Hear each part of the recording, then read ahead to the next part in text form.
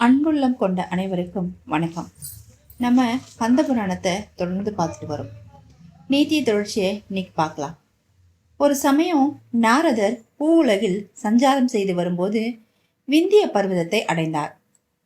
மகரிஷியை கண்டதும் விந்திய பர்வதம் தேவ வடிவம் கொண்டு அவரை வணங்கினான். அவரை அழைத்து சென்று பலவாறு உபசரித்து கௌரவித்தான். நாரதரோ வேறு ஒரு காரியத்தை உத்தேசித்து அங்கு வந்திருந்தார். நாரதர் விந்தியனை பார்த்து, விந்தியா, உன்னை பார்க்கும் போது ஒரு விஷயம் பரிதாபமாக தோன்றுகிறது.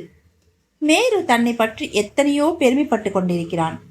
திரிபுராதேயர்களை சம்காரம் செய்ய ஈசன் புறப்பட்ட போதே அவருக்கு மேரு வில்லாக திகழ்ந்தது. அது வானை தொடும் அளவுக்கு வளர்ந்து நிற்கின்றது. சூரியன் நாள்தோறும் அதன் சிகரத்தின் வழியாகத்தான் செல்கிறான். இறைவன் எழுந்தருளிருக்கும் கைலாயம் அதன் சாரலிலேதான் இருக்கிறது. இறைவனுக்கு அருகே இருப்பதால் சூரபத்மனுடைய தொல்லைகள் அங்கு எட்டுவதில்லை. அதன் ஆயிரக்கணக்கான சிகரங்களில் தேவர்கள் வசிக்கின்றனர். இது போன்று இன்னும் சிலவற்றை பெருமையாக கூறிக்கொள்ளும் அவன் தனக்கு நிகர் எந்த பர்வதும் கிடையாதென்று இருமாப்பு கொண்டிருக்கிறான்.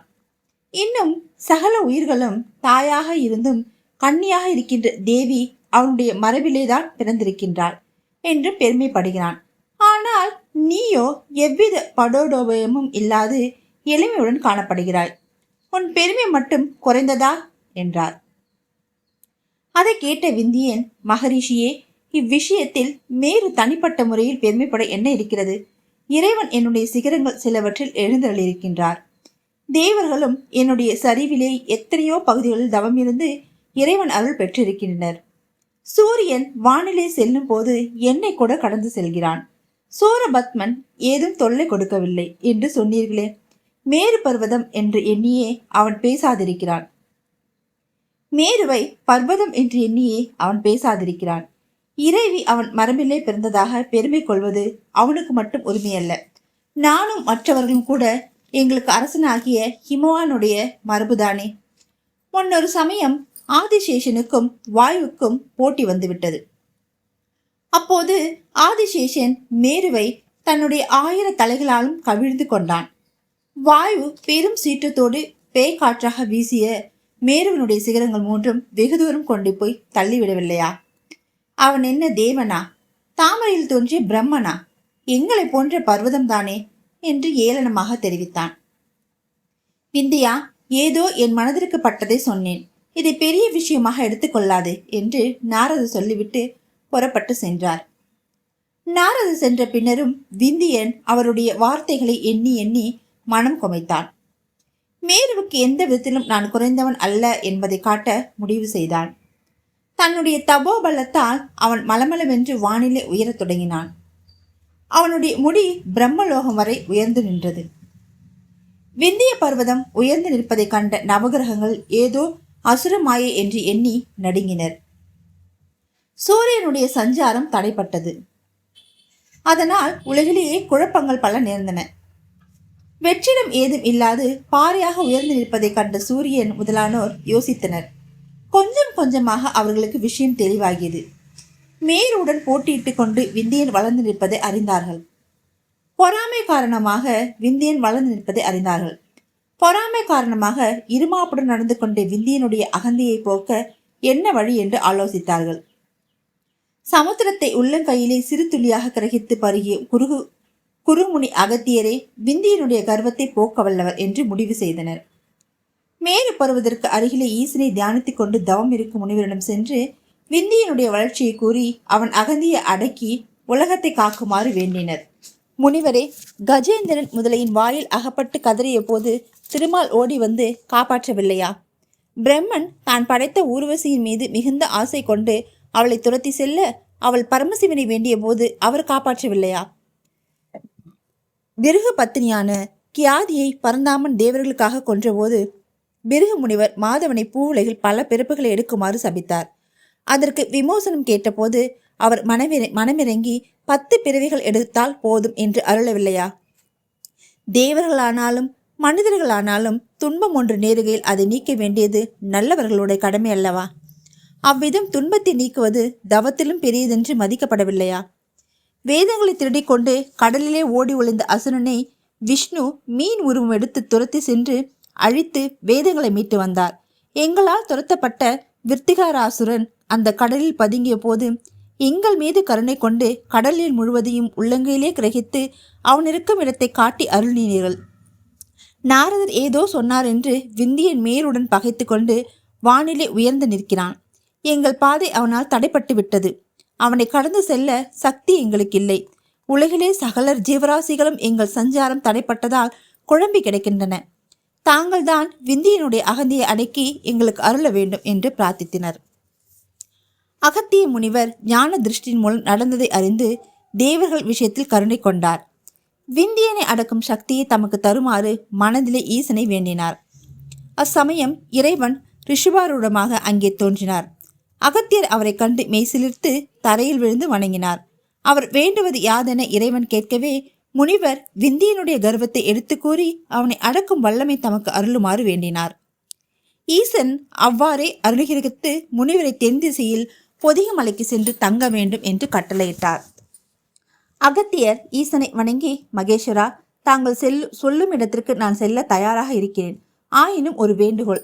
தங்களிடம் மிகுந்த அன்பு கொண்டு பூஜித்து வரும் நான் அவ்வழிபாட்டை கைவிடாதிருக்க என்னோடு புனித நதி ஒன்றையும் அனுப்பித்தர வேண்டும் என்று பணிவுடன் தெரிவித்துக் கொண்டார்.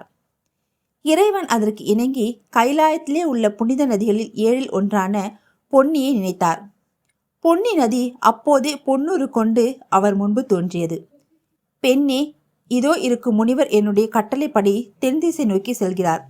நீயும் அவருடன் போக வேண்டும் என்றார் ஈசன்.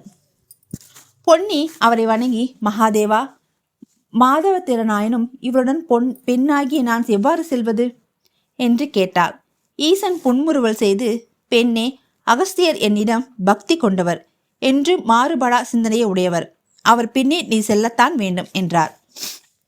அப்போது பொன்னி தயாராகியவளாய், எம்பெருமானே, இவரை விட்டு நான் பிரியும் நேரத்தையாவது சொல்லக்கூடாதா என்று கேட்டார். அந்த நேரத்தை முனிவரே உனக்கு காட்டுவார். அவரை உன்னை போ என சொல்லும் போது நீ அவரை விட்டு போகலாம் என்று இறைவன் சொன்னபோது பொன்னி முனிவருடன் புறப்பட தயாரானாள். ஈசன் அகத்தியை நோக்கி, முனிவரே, இவளை நடத்தி அழைத்து செல்ல வேண்டாம். உம்முடைய கமல மண்டலத்திலே இவளை ஏற்றுக்கொள்ளுங்கள் என்றார். பொன்னி நீராக மாறி முனிவரின் கமண்டலத்தை அடைந்தாள். அகஸ்தியர் ஈசனை வணங்கி விடைபெற்று பொன்னியுடன் தென்திசை நோக்கி பிரயாணப்பட்டார். அவ்வாறு செல்லும் போது தாரகனுடைய இருப்பிடமான மாயாபுரியை அடைந்தார். மாயாபுரியிலே கிரௌஞ்சன் என்ற அசுரன் தாரகனுக்கு காவலாக இருந்து வந்தான். அவன் மாயையில் வல்லவன். பூமியை சொர்க்கமாகவும் வானுலகை பூமியாகவும் சமுத்திரத்தை மலையாகவும் மலையை சமுத்திரமாகவும் சூரியனை சந்திரனாகவும் சந்திரனை சூரியனாகவும் அணுவை மேருவாகவும் மேருவை அணுவாகவும் மாயையால் காட்டும் சக்தியே உடையவன். தேவர்களுக்கும் முனிவர்களுக்கும் மாயையால் மயக்கம் உண்டாகுமாறு செய்வான். அகஸ்தியர் வருவதை கண்டான் அவன். அவருடைய எண்ணத்தை அவன் அறிந்து கொண்டான். அவரை ஏமாற்ற எண்ணியவனாய் விந்திய மலையை போல பல சிகரர்களுடன் அவருடைய வழியில் நின்றான். மலை சரிவிலே ஒரு காடு தோன்றியது. முனிவர் அக்காட்டின் வழியே வெகு தூரம் நடந்தார். அதற்கு அப்பால் ஒரு பாலைவனம் தெரிந்தது. அவ்வழியாக போக முடியாததால் முனிவர் வந்த வழியே திரும்பி செல்ல எண்ணினார். வந்த வழியும் அவரால் காண முடியவில்லை. எங்கும் அங்கும் அலைந்து மற்றொரு வழியை கண்டு சென்றார். அப்போது பெரும் நெருப்பு தோன்றியது. சுழற்காற்றும் வீசத் தொடங்கியது. இடி இடித்து மேகம் மழை பொழியவே எங்கும் ஒரே இருள் சூழ்ந்தது. பெருமலையாக நின்ற அசுரன் வளைந்து அவரை நெருங்கினான். அப்போதுதான் முனிவர் நடந்த சம்பவங்கள் இயற்கையல்ல என்பதை உணர்ந்தார். அசுரனுடைய மாயையே அவ்விதம் தம்மை சூழ்ந்திருக்கிறது என்பது தெரிந்து பெரும் கோபம் கொண்டார். ஹே கொடிய அசுரனே, அரக்கனே, உன் மாயை என்ன செய்யும் என்று கேட்டுக்கொண்டே தன்னுடைய கை தண்டால் அம்மலையின் மீது பல இடங்களில் குத்தினார். அசுரனே, நீ இனி மீண்டும் உன் உருவை அடைய முடியாது. இந்த மலையாகவே கிட. என்னுடைய கை தண்டாத்தால் ஏற்பட்ட துவாரங்கள் குகையிலாகி உன்னுடைய மாயைகளுக்கு இருப்பிடமாக இருக்கட்டும். இறைவனின் திருக்குமரன் கந்த பெருமானுடைய திருக்கை வேளால் நீ முடிவை அடைவாய் என்று சபித்துவிட்டு மந்திரத்தை ஜபித்து நீரை தெளித்தார். அசுரன் தோற்றுவித்த மாயைகள் மறைந்தன. அவன் மலையுருவாகி நின்றான். அங்கிருந்து புறப்பட்ட முனிவர் காசி சேஷரத்தை அடைந்து இறைவனை கண்குளிர தரிசித்துவிட்டு பின்னர் தென் திசை நோக்கி பிரயாணப்பட்டு விந்திய பர்வதத்தின் சாரலை அடைந்தார். விந்தியா, பொதிகை மலையை அடையும் நோக்கத்தோடு நான் புறப்பட்டு வந்தேன். அப்பால் போவதற்கு எனக்கு நீ வழிவிட வேண்டும் என்றார். அதை கேட்ட விந்தியன் மெல்ல நகைத்து, முனிவரே, சூரிய சந்திரர்களுக்கே போக முடியாதவர் நான் வழிமறித்து நிற்கிறேன். நீரோ ஒரு சிற்றுரு உடையவர். உமக்கு நான் பயந்து விடுவேனா? வந்த வழியே திரும்பி போய்விடுங்கள். என்னுடைய சக்தி உமக்கு தெரியாது என்று சொன்னான். முனிவர் மனதிலே இறைவனை தியானித்து தம்முடைய வலது கையை நீட்டினார். அது மலமளவென்று நீண்டு விந்தியனுடைய சிகரம் வரை வளர்ந்தது. முனிவர் தம்முடைய கையை அவனுடைய சிரத்திலே வைத்து அழுத்தினார். அந்த வேகத்தில் பூமி பிளக்கவே அதன் வழியாக விந்திய பர்வதம் பாதாள லோகத்திற்கு அப்பால் ஆதிசேஷன் இருக்கும் இடம் வரை ஆழ்ந்தது. விந்தியன் தனக்கு ஏற்பட்ட நிலையை கண்டு மனம் பதைத்து இரு கையும் கூப்பி முனிவரை வணங்கினான். மகரிஷியே, தாங்கள் கேட்டபோது தங்களுக்கு பணிந்து வழிவிடாமல் இகழ்ந்து பேசியதற்காக வருந்துகிறேன். என் பிழையை பொறுத்து அருள வேண்டும் என்று வேண்டினான். அகஸ்தியர் விந்தியனை பார்த்து, விந்தியா, இப்போது நான் செல்ல வழி ஏற்பட்டுவிட்டது. நான் திரும்பி வரும் வரையில் இவ்வாறே இருந்து வா. நான் திரும்பிய பின்னர் பழைய உருவை அடையலாம் என்று சொல்லி தன் கையை சுருக்கி கொண்டார். தேவர்கள் பூமாரி பொழிந்து முனிவரை கொண்டாடினர். பின்னர் அகஸ்தியர் அங்கிருந்து புறப்பட்டு மேலே செல்லலானார். அடுத்து ஒரு முறை அகஸ்திய முனிவர் தென்திசையை நோக்கி வந்து கொண்டிருக்கும் போது வில்வலவனுடைய ஆசிரமத்தை நெருங்கினார். முனிவர் தூரத்தில் வந்து கொண்டிருக்கும் போதே அவரை பார்த்தான் வில்வலவன். அவ்விடம் நோக்கி வந்து கொண்டிருப்பது அகஸ்திய முனிவர் என்பதை அவனுக்கு தெரியாது. தேவர்களை காக்க கடலிலே ஓடி ஒளிந்த அசுரர்களை வெளிப்படுத்தி விஷ்ணுவால் கொல்லப்படுவதற்கு கடலில் முழுவதையும் உள்ளங்கையிலே கிரகித்தவர் அவர் என்பதை அறிந்திருந்தான். அவரை பழிவாங்க வேண்டுமென்று அவன் துடித்தான். முனிவரைப் போலவே வேடம் கொண்டு அவர் முன்பு சென்று வணங்கினான். நெற்றியிலே விபூதியும் கழுத்திலே ருத்ராட்சியும் அணிந்து தண்டு கமண்டங்களோடு வந்து வணங்கிய அவனை கண்டதும் அகஸ்தியர் யாரோ முனிவர் என்று எண்ணினார். மனதிலே வஞ்சம் நிறைந்த அசுரன் அகஸ்தியரை மும்முறை வலம் வந்து மறுபடியும் நமஸ்கரித்து, ஐயனே, தங்களை காணும் பாக்கியம் பெற்ற நான் மிக்க சந்தோஷம் உள்ளவனாயிருக்கிறேன். என்னுடைய ஆசிரமத்திலே தங்களுடைய பாதத்துளிப்பட்டு அடியேனை கிரகித்தாராக்க பிரார்த்திக்கிறேன் என்று வேண்டினான். அகஸ்தியர் அவனுடைய வஞ்சகத்தை உணராது அக்கோரிக்கையை ஏற்று அவனுடன் ஆசிரமத்திற்கு வந்தார். வில்வலவன் அவரை ஆசிரமத்தில் அழைத்து சென்று ஆசனத்தில் அமர செய்தான். பின்னர் அவரை பலவாறு உபசரித்து, மகரிஷியே, தாங்கள் இன்று ஒரு பொழுதேனும் அடியேன் அளிக்கும் உணவை புசித்து என்னை கௌரவிக்க வேண்டும் என்று கூறினான். அகஸ்தியர் அவனிடம் அன்பு கொண்டு அவன் கூழை கொடுத்தாலும் அருந்தி செல்வதாக கூறினார். வில்வலவன் உடல் பதைத்து நெடுஞ்சானா கிடைய கீழே விழுந்து அவரை நமஸ்கரித்து, சுவாமி, தங்களுக்கு கூழை கொடுத்து அனுப்பும் அளவுக்கு நான் கடையன் ஆகிவிடவில்லை. சற்று பொறுத்தீர்களேயானால் பக்குவமாக சமைத்து அன்னம் அளிக்கிறேன் என்றான். பின்னர் அவன் முனிவருக்கு எதிரே சமானமும் நீரும் கொண்டு வந்து சமையல் இடத்தை சுத்தம் செய்தான். பக்கத்தில் உள்ள குளத்திற்கு சென்று நீராடி உலர்ந்த ஆடையை அணிந்து அரிசியை மும்முறை கழுவி உலையிலிட்டான். சற்று நேரத்துக்கெல்லாம் சாதம் தயாராகிவிட்டது. மேலும் கறி வகைகளும் சுவைமிகுந்த பலகாரங்களும் தயார் செய்தான். முனிவர் தம்முடைய ஆசார அனுஷ்டானங்களெல்லாம் ஈடுபட்டிருக்கும் போது வில்வலவன் சகோதரனை மறைவிடத்திற்கு அழைத்து சென்று வெட்டி மாமிசத்தை பக்குவம் செய்து உணவு வகைகளுடன் கலந்துவிட்டான். அகஸ்தியர் தம்முடைய ஜபஜபங்களை முடித்து கொண்டு வந்ததும் அவரை அழைத்து சென்று வாழை இலை போட்டு உணவு வகைகளை படைத்தான். அகஸ்தியர் அவனை முனிவர் என்றே எண்ணிருந்தாலும் அப்பதார்த்தங்களை அன்புடன் புசித்தார். சாப்பாட்டிற்கு பின்னர் முனிவர் வாய் அலம்பி கையால் கழுவிக்கொண்டு ஆசிரமத்தின் திண்ணையிலே வந்து அமர்ந்தார். அப்போது வில்வலவன், ஹே வாதாபி என்று சகோதரனை பெயரிட்டு அழைத்தான். அகஸ்தியரின் வயிற்றிலே இருந்த வாதாபி ஆட்டின் உருவம் கொண்டவனாய், இப்போதே முனிவரது உயிரை போக்க வயிற்றை கிழித்து கொண்டு வருகிறேன் என்று குரல் கொடுத்தான். அப்போதுதான் முனிவர் அசுரர்களுடைய மாயை உணர்ந்தார்.